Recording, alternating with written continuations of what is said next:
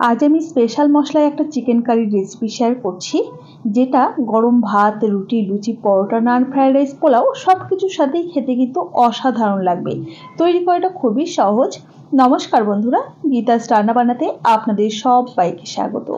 আসুন দেখে নেওয়া যাক রেসিপিটা তৈরির জন্য প্রথমে আমি গ্যাসে একটা কড়াই বসিয়ে দিয়ে দিলাম বেশ কয়েকটা শুকনো লঙ্কা, 2 টুকরো এলাচ, 2 টুকরো লবঙ্গ আর 1 টুকরো ছোট দারচিনি, সাথে 25টার মতো গোটা গোলমরিচ আর মোটামুটি 1 চামচের চেয়ে একটু বেশি পরিমাণে গোটা ধনে আর 1 চামচের চেয়ে একটু কম পরিমাণ গোটা জিরে। এই মশলাগুলোকে প্রথমে শুকনো খোলায় নাড়াচাড়া করে হালকা করে ভেজে নিতে হবে। এরপর এর মধ্যে যোগ করে দিতে হবে খুব সামান্য পরিমাণ একটুখানি জায়ফল আর অল্প একটু জয়িত্রী। এটা দিয়ে বেশি ভাজা যাবে না, জাস্ট একটু নাড়াচাড়া করে গরম করে নিতে হবে। দেখুন সমস্ত কিছুই কিন্তু বেশ সুন্দর ভাজা হয়ে গেছে। এবার এটাকে নামিয়ে ঠান্ডা করে এটার একটা পাউডার বানিয়ে রাখবো। এবারে ওই একই কড়াইতে দিয়ে দিয়েছি পরিমাণ মতো সাদা তেল। তেল গরম হয়ে গেলে দিয়ে দিলাম স্লাইস করে কেটে নেওয়া 3টে মাঝারি সাইজের পেঁয়াজ কুচি। আমি এখানে যা কিছু মশলার ব্যবহার করছি সবই কিন্তু 500 গ্রাম চিকেনের জন্য। দেখুন পেঁয়াজের বেরেস্তা আমাদের তৈরি করে নেওয়া হয়ে গেছে। এবারে তেল ঝরিয়ে পেঁয়াজ বেরেস্তাটাকে তুলে রাখলাম। এখন রান্নাটা করবার জন্য আমি এখানে নিয়েছি মাঝারি টুকরো করে নেওয়া 500 গ্রাম পরিমাণ চিকেনটাকে খুব ভালোভাবে ধুয়ে পরিষ্কার করে নেওয়া আছে। এবারে আমি এর মধ্যে মোটামুটি 100 গ্রামের মতো ফেটিয়ে নেওয়া টক দই দিয়ে দিলাম, সাথে দিয়ে দিলাম স্বাদ মতো লবণ, পরিমাণ মতো হলুদ গুঁড়ো আর যে মশলাটাকে আমরা ভেজে গুঁড়ো করে রেখেছিলাম সেই মশলাটা অর্ধেকের বেশিটাই দিয়ে দিলাম। আর পেঁয়াজ বেরেস্তাটাও এখান থেকে কিছুটা বাঁচিয়ে বাদবাকিটা এর মধ্যে দিয়ে দিলাম। পেঁয়াজ ভাজার তেলটাও কিছুটা পরিমাণ দিয়ে দিলাম, অবশ্য করে এই তেলটা দেবেন। এবারে খুব ভালোভাবে চিকেনটাকে ম্যারিনেট করে নিচ্ছি। চিকেন ম্যারিনেট করা হয়ে গেলে মোটামুটি আধ ঘন্টার জন্য রেস্টে রাখতে হবে। হাতে সময় কম থাকলে 15 মিনিটও রাখতে পারেন। 30 মিনিট পর ওই কড়াইটায় গরম করে নিয়েছি। এর মধ্যে যেটুকু তেল রয়েছে এর মধ্যে দিয়ে দিচ্ছি আদা, রসুন আর কাঁচা লঙ্কা বাটা।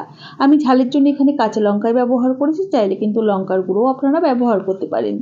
মিক্সিং জারটা ধুয়ে অল্প একটু জল দিয়ে খুব সুন্দর করে মশলাটাকে ভাজা ভাজা করে নিয়েছি। মশলার কাঁচা গন্ধটা কিন্তু একেবারেই চলে গেছে। এবারে সুন্দর একটা রঙের জন্য দিয়ে দিলাম ছোট চামচের হাফ চা চামচ পরিমাণ কাশ্মীরি লঙ্কার গুঁড়ো আর সামান্য হলুদ গুঁড়ো। জাস্ট কয়েক সেকেন্ড সময় নিয়ে একটু নাড়াচাড়া করে মিশিয়ে নিলাম। এবারে আগে থেকে ম্যারিনেট করে রাখা চিকেনের টুকরোগুলো এর মধ্যে দিয়ে দিচ্ছি। পাত্রটা ধুয়ে অল্প একটু জল দিয়ে দিলাম। এবারে গ্যাসের ফ্লেমটা হাইতে রেখে একটু নাড়াচাড়া করে খুব ভালোভাবে মিশিয়ে নিতে হবে। আপনি যদি আমার চ্যানেলের নতুন বন্ধুই থাকেন তাহলে অবশ্যই পাশে থাকা বেল আইকন সমেত আমার চ্যানেলটিকে সাবস্ক্রাইব করে নেওয়ার অনুরোধ রইল। খুব ভালোভাবে মিশিয়ে নেওয়ার পর ঢাকা দিয়ে কম আঁচে মোটামুটি 10-12 মিনিট সময় নিয়ে কষিয়ে নিয়েছি। দেখুন বেশ সুন্দর কিন্তু কষিয়ে নেওয়া হয়ে গেছে। মাংসের কালারটাও কিন্তু চেঞ্জ হয়ে গেছে। এবারে গ্রেভির জন্য দিয়ে দিচ্ছি পরিমাণ মতো গরম জল। আপনারা যতটা গ্রেভি রাখতে চাইছেন সেই বুঝেই কিন্তু জলের ব্যবহার করবেন। খুব ভালোভাবে একবার নাড়াচাড়া করে মিশিয়ে নিচ্ছি আর গ্যাসের ফ্লেমটা মিডিয়ামে রেখে ঢাকা দিয়ে মোটামুটি আরও মিনিট 10 সময় নিয়ে রান্না করে নিতে হবে। 10 মিনিট বাদেই আমি ঢাকাটাকে ওপেন করে নিলাম। দেখুন মাংস কিন্তু আমাদের এই সময়তে সিদ্ধ হয়ে গেছে খুব সুন্দর। একটু নাড়াচাড়া করে মিশিয়ে নিলাম আর যেটুকু গ্রেভি দেখতে পাচ্ছেন এটা কিন্তু একটু ঠান্ডা হওয়ার পর আরও টেনে যাবে বা শুকিয়ে যাবে। এখন আগে থেকে যে পেঁয়াজটাকে ভেজে রেখে দিয়েছিলাম সেটা দিয়ে দিলাম আর বাদবাকি যেটুকু মশলা ছিল ভাজা সেটাও দিয়ে দিলাম।